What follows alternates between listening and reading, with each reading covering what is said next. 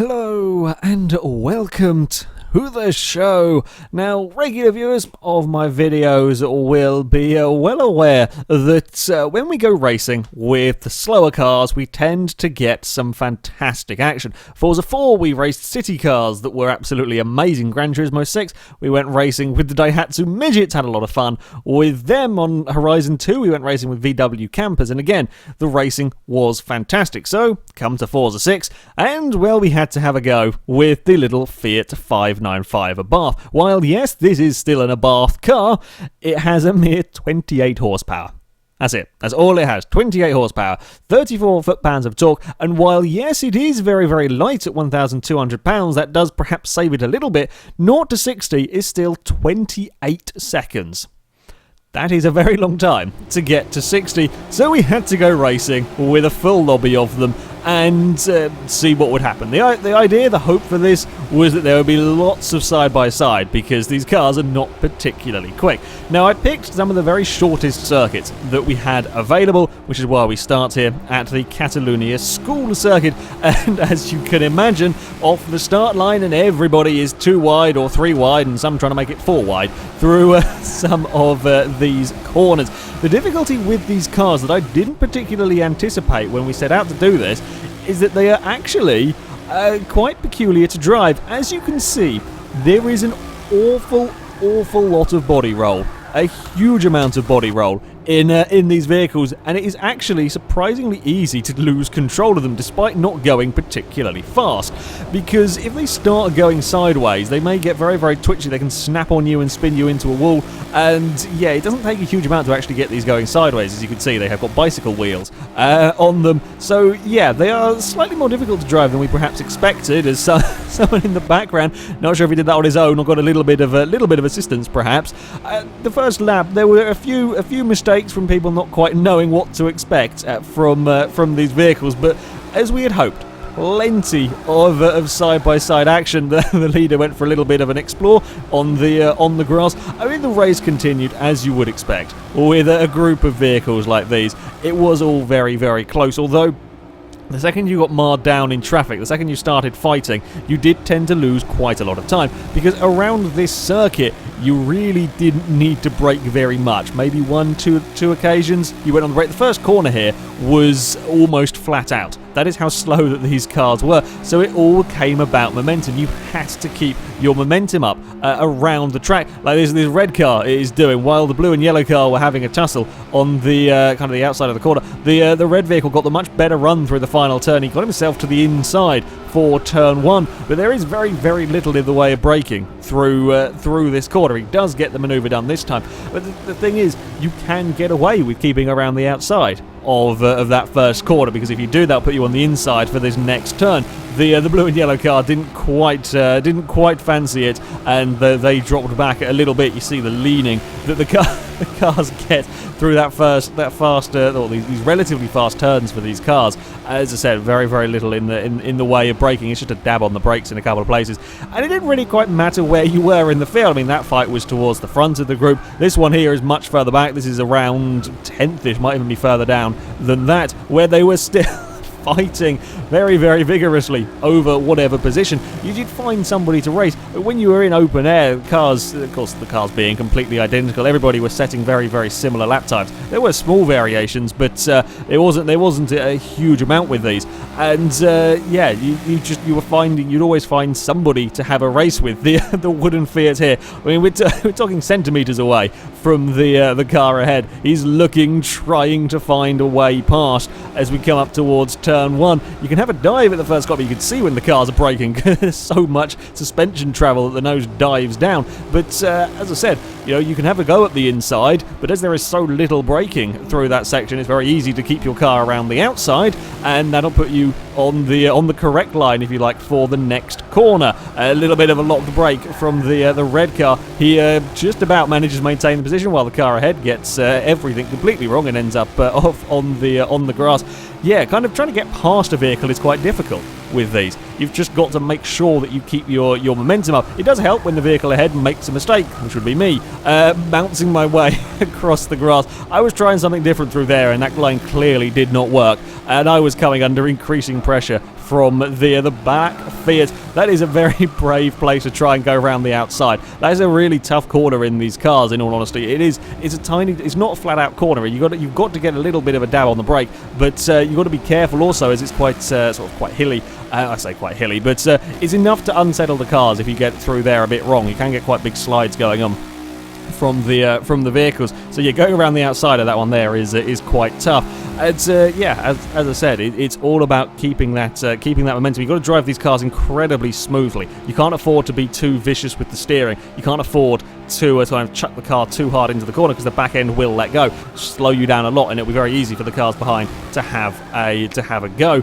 I kind of just carried a little too much speed on the way into the corner. I was trying to get away with Ryan. I think I was trying to get away with going almost flat out into that first corner. I didn't quite get it to work. I ran a little bit wide. I wanted to have a dive up the inside. The black car kind of covered the inside. I was hoping to get a good run out the other side of the corner. I did get a really good run, as the cars behind are having a fight for position. However, I had nowhere to go. It was me that was stuck on the outside this time. I was too far back to have a look through there.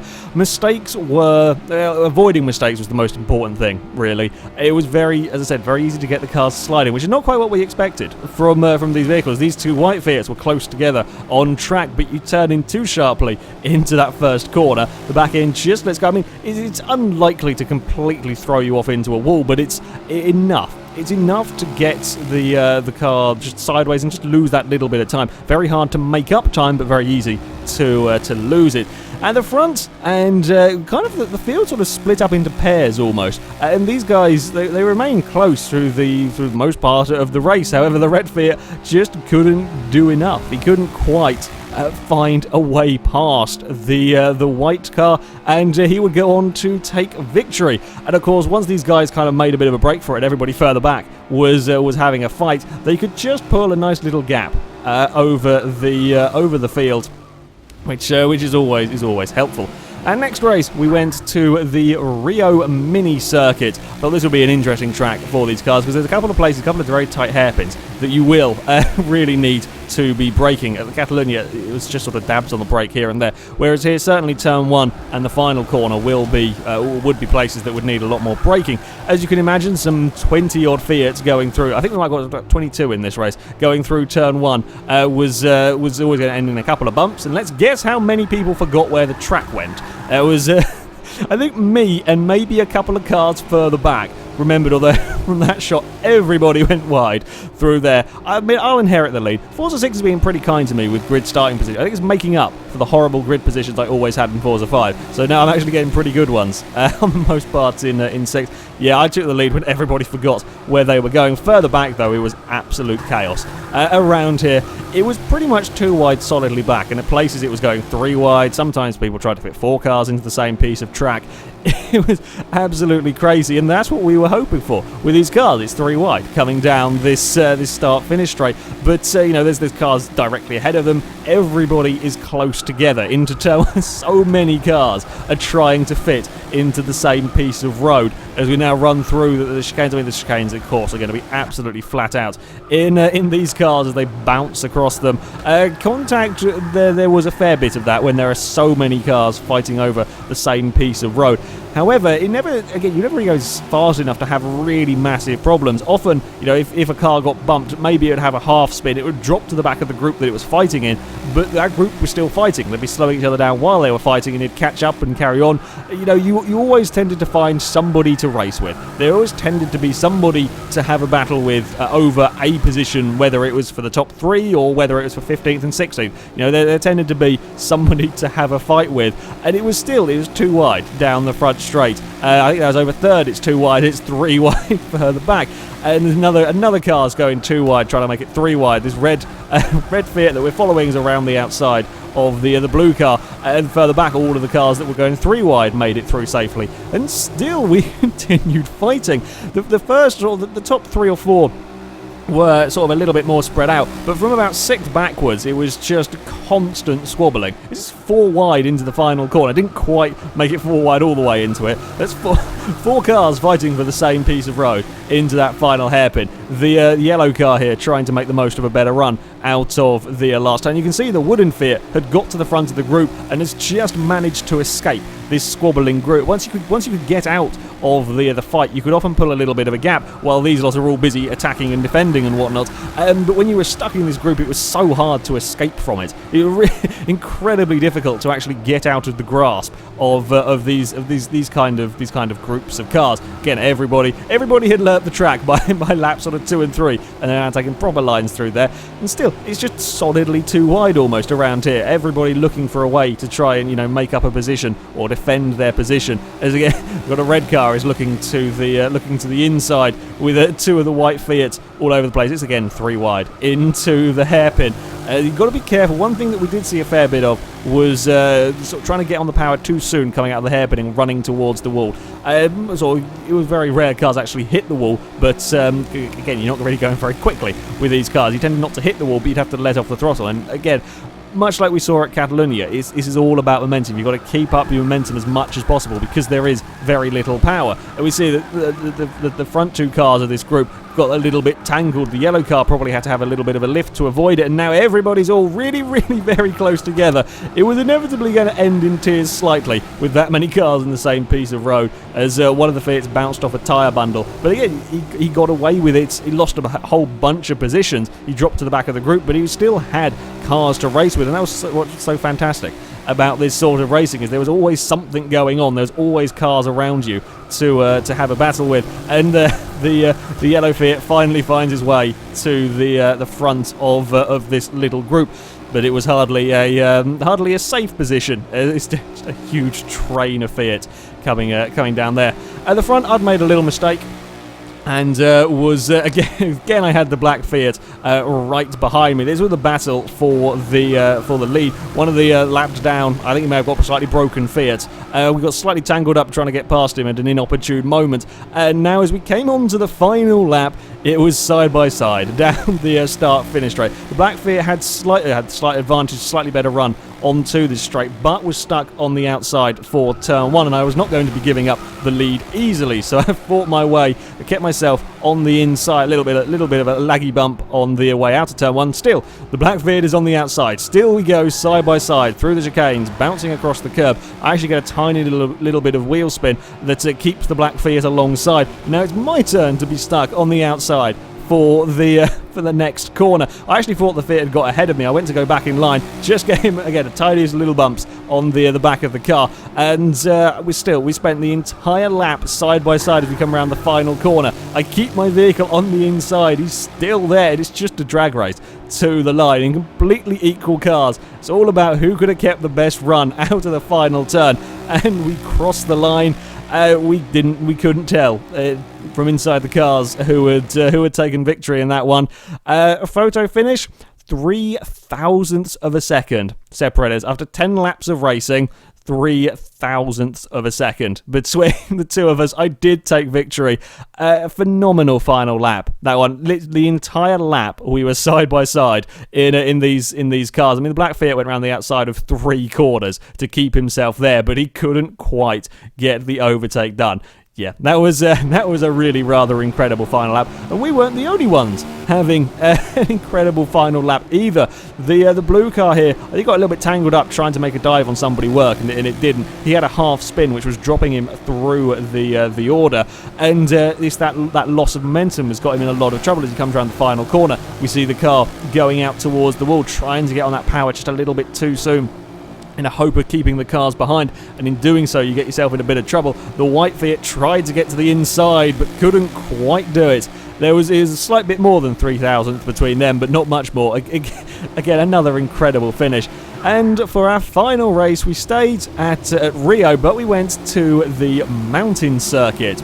There was some small concerns about these cars getting up the hill, because it is a very, very steep hill, and these are not exactly fast cars, but nevertheless, we thought we would give it a try, and as we've seen in all the previous races, on lap 1, it was too wide throughout a lot of the field. Now this track, momentum will become even more important. It's sort of fundamentally important for this circuit, because we have this very, very large hill. The cars will get up to 80 miles an hour down here. They were buzzing on the limiter like mad, but you would get them to 80 down here. Turn 2, you would have to brake for. The rest of the lap, you never had to touch the brake. And turn 2 was so important to getting a good lap, because after turn 2, you're flat out all the way up the hill, over the crest, and then you're flat out through turn 1. So you had to brake once on this lap, and that sort of set you up for this whole hill climb. And this was a big hill climb. The cars were struggling. I think we were probably about 46, 47-ish miles an hour, depending on how well you got out of turn 2. But yeah, you were under 50 miles an hour for most of the climb up the hill. So getting turn 2 right was so important. The car that we are following at the moment was trying to get to the inside of the black Fiat, couldn't quite do it. There's a lot of kind of judging where a car was, whether it's safe to come across and kind of defend the inside, as these cars are very, very, very tiny. Now I was at the front. I had, as you saw from the starting, I had pole position in this one. I was fighting for the lead as we came down the hill towards turn 2.